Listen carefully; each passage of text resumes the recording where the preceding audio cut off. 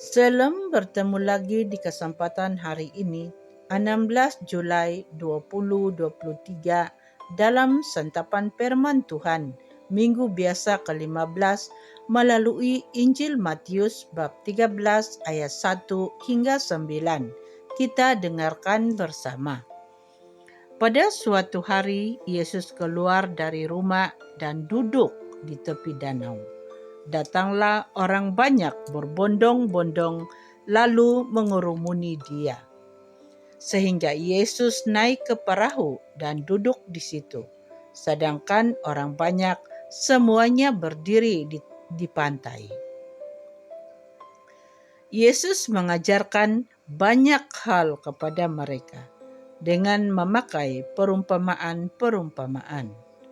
Ia berkata, ada seorang penabur keluar untuk menabur.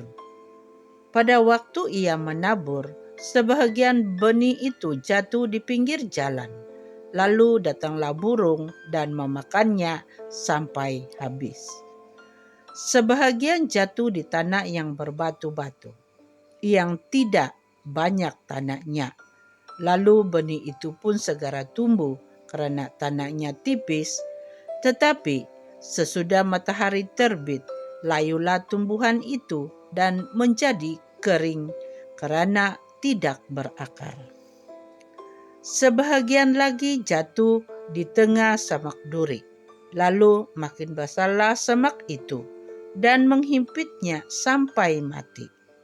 Sebahagian jatuh di tanah yang baik, lalu berbuah.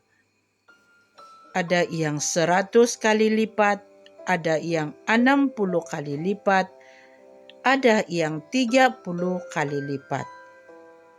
Siapa yang bertelinga, hendaklah ia mendengarkan. Demikianlah Injil Tuhan. Terpujilah Kristus. Saudara dan saudari, Injil hari ini mengajarkan kita banyak hal dengan memakai perumpamaan-perumpamaan tentang seorang penabur yang keluar untuk menabur. Pada waktu dia menabur, sebahagian benih jatuh di pinggir jalan, lalu dimakan burung hingga habis. Sebahagian jatuh di tanah yang berbatu-batu, yang sedikit tanahnya.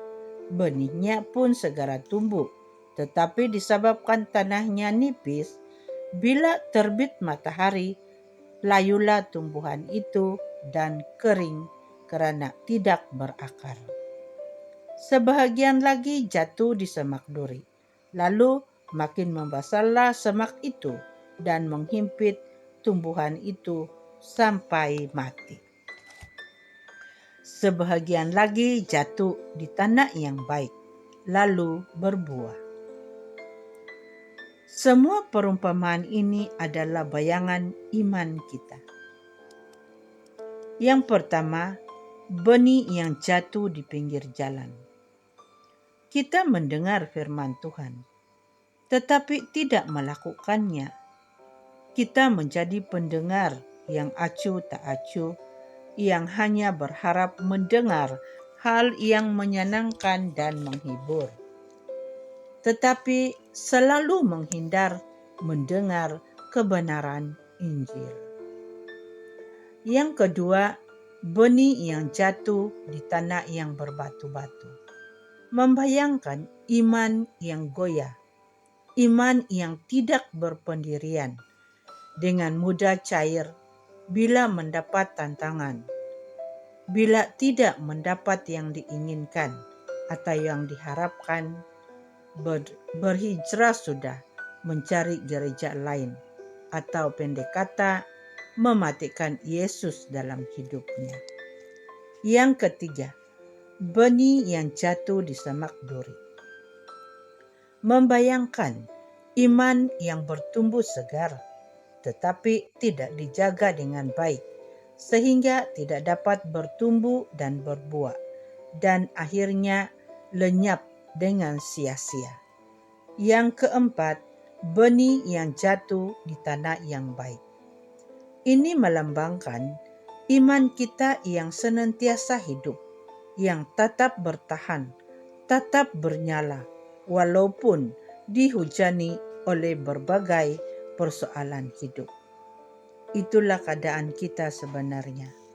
Tetapi, kalau dasar kelemahan manusia dijadikan alasan untuk tidak mentaati kehendak Tuhan adalah tidak relevan, tetapi hanyalah kata-kata menghindar semata-mata. Maka, untuk memelihara iman kita tetap bertumbuh dan berbuah, harus ada kerja keras untuk mencabut rumput-rumput egois, keangkuhan, keserakahan, iri hati, dan segala jenis kejahatan yang masih bersemadi di hati kita.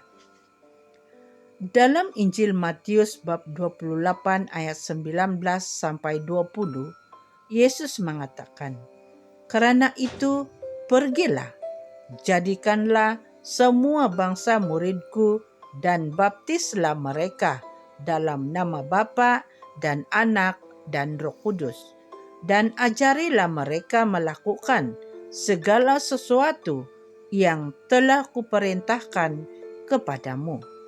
Maksudnya di sini bahwa Yesus tidak menyelesaikan semuanya, tetapi menugaskan semua pengikutnya untuk meneruskan apa yang sudah dia mulai. Maka sekarang ini adalah giliran kita untuk melanjutkan tugasan yang diserukan Yesus itu.